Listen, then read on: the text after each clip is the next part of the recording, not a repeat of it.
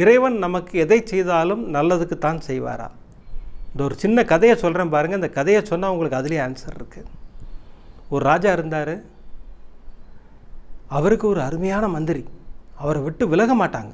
2 பேரும் இரட்டை பிறவி மாதிரி கூடவே தான் இருப்பாங்க. ராஜாவுக்கு ஒரு ஆசை. அந்த புறத்தில் ராணிக்கிட்ட சொல்கிறாரு, நான் என் கையால் உனக்கு மாம்பழம் வெட்டி கொடுக்கணும், வெட்டி கொடுங்களேன் அப்படின்னாங்க. ராஜாவுக்கு மாம்பழம் வெட்டிலாம் பழக்கம் இல்லை இல்லைங்களா? அவர் வெட்டினார். விரல் கட்டாயிடுச்சு. விரல் கட்டானோடனே அப்படி அரண்மனையே அல்லோலப்படுது. ராஜாவுக்கு விரல் கட்டாயிடுச்சு அப்படின்னு சொல்லிட்டு இப்போ அரண்மனை வைத்தியர் வந்தார். கட்டெல்லாம் போட்டார். மந்திரி மட்டும் பார்க்க வரல, மீதி எல்லாரும் பார்க்க வந்துட்டாங்க.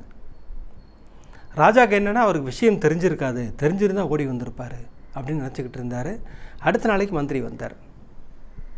மந்திரி வந்து ராஜா கேட்டார், மந்திரி உங்களுக்கு விஷயம் தெரியுமா? எனக்கு விரல் கட்டாயிடுச்சு. எனக்கு நேற்றே தெரியுமே என்னார்.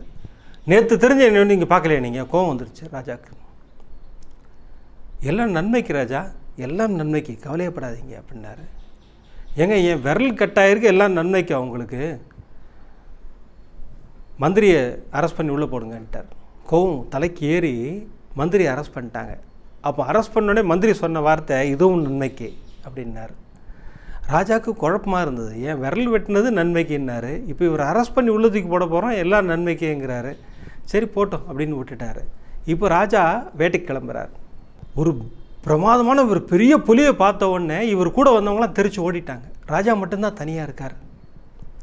ராஜா சண்டை போட்டு அந்த புலியை கொண்டுட்டார். அந்த புலி யாருன்னு கேட்டிங்கன்னா அந்த காட்டுவாசிகளுடைய தெய்வமாக. அதை நீங்கள் கொண்டுட்டீங்கன்னு சொல்லிட்டு காட்டுவாசிகள் இவரை தூக்கிட்டு போயிட்டாங்க. இவரை தூக்கிட்டு போய் இவரை பலி கொடுக்க போகிறாங்க. ராஜா வந்து அரண்டு போயிட்டார். என்னடா அது, நம்ம இப்படி ஏடா கூட மாட்டிக்கிட்டோமே அப்படின்னு சொல்லிகிட்டு இருக்கும்போது அந்த காட்டு ராஜா, இந்த மானுடனை நம்ம பலி கொடுக்க முடியாதுங்கிறார். என்னன்னு பார்த்தா ஒரு விரல் கட்டாயிருக்கு, இவன் மூலியானவன், இவனை பலி கொடுக்கக்கூடாது அப்படின்னாரு. அப்போ தான் அவருக்கு மந்திரி சொன்னது ஞாபகம் வருது. இந்த எல்லாம் நன்மைக்கேன்னு சொன்னாரே மந்திரி, அது கரெக்டு தான், நம்ம தான் தப்பு பண்ணிட்டோம்னு சொல்லிட்டு அரண்மனைக்கு வந்த உடனே மந்திரியை கூப்பிட்டு, மந்திரி நீங்கள் எல்லாம் நன்மைக்கேன்னீங்க, அது எவ்வளோ உண்மைங்கிறத நான் புரிஞ்சுக்கிட்டேன், எனக்கு இது புரிஞ்சிருச்சு. ஆனால் நான் உங்களை அரெஸ்ட் பண்ணோன்னே நீங்கள் வந்து எல்லாம் நன்மைக்கேன்னீங்களே, அது எதனால் அப்படின்னாரு. நல்லா புரிஞ்சுக்குங்க, நான் உங்களை விட்டு பிரியவே மாட்டேன், உங்கள் கூட தான் இருப்பேன். இப்போ நான் உங்களோட வேட்டைக்கு வந்திருப்பேன்.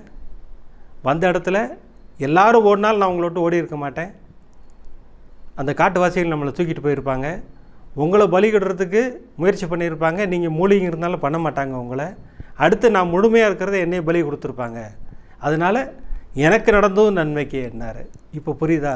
இறைவன் எது செய்தாலும் நன்மைக்கு தான்.